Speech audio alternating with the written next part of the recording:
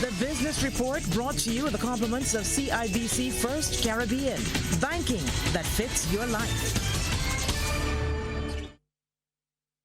Governor of the Central Bank of Barbados, Clevenson Haynes, says government's plans to digitize some of its payment platforms in the coming months will help to improve the country's global ease of doing business ranking.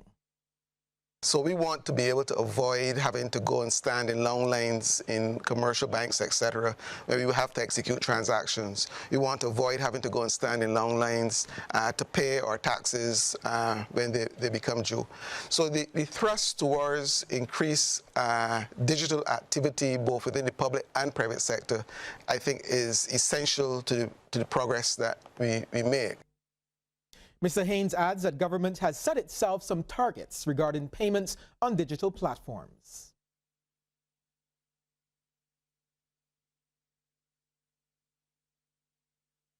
One is obviously to eliminate payment via check. And I think that is going to be an important initiative, such that already, those who work for government get their money through digital transfers, through the RTGS, and every month they get their salaries. Where it doesn't happen is suppliers, or it doesn't happen in its entirety is for suppliers. So you're supplying services to government, and perhaps you have to get a check. With the digital process, once government is ready to pay you, and as you know, one of the commitments under the program is that we wouldn't be building arrears, so government is ready to pay you. We have your banking information that goes directly to your account. You get it the same day. CIBC First Caribbean International Bank is continuing to play a key role in helping homeless people to get a roof over their heads and a safe place to rest at night. The Barbados Vagrants and Homeless Society is now one step closer to their goal of acquiring a city property for the homeless, following a presentation of the third tranche of a 5-year commitment from the bank. Now, back in 2017, the bank pledged to assist the BVHS by donating $20,000 per year through the First Caribbean Trust Foundation. That's its charitable organization.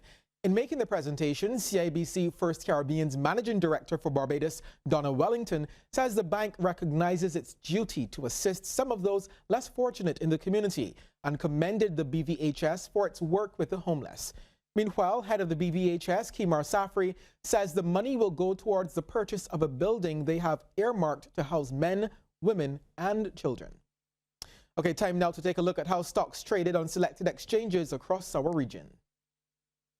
Get started in Jamaica, where NCB Financial Group Limited was the volume leader with 1,033,816 units at $146.24 each. And they were followed by Victoria Mutual Investments Limited ordinary shares and Scotia Group Jamaica Limited.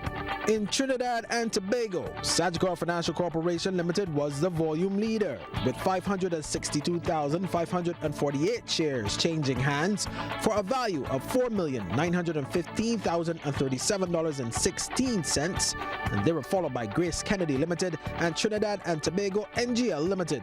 And here in Barbados, there was no activity today on the regular market.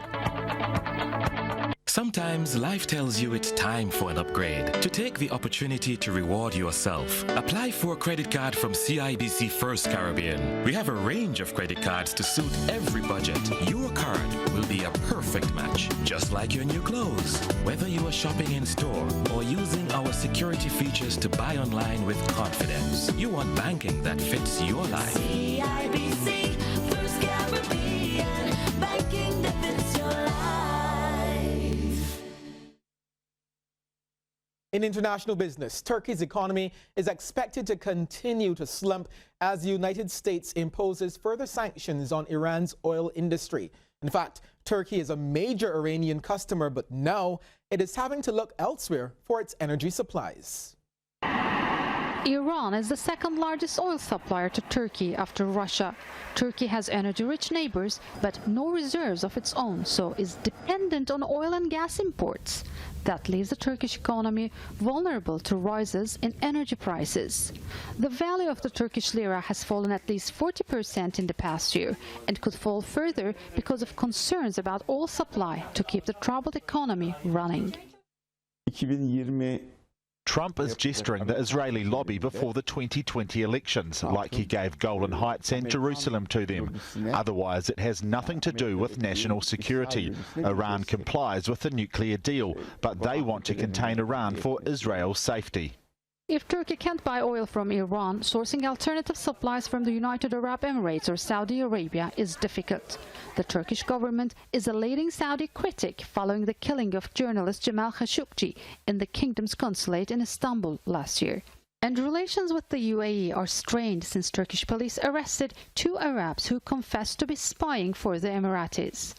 As a stopgap, the Turkish government is negotiating with Iraq to buy oil. In tonight's edition of Minding Your Business, an entrepreneur uses innovation and creativity to yield some truly sweet results.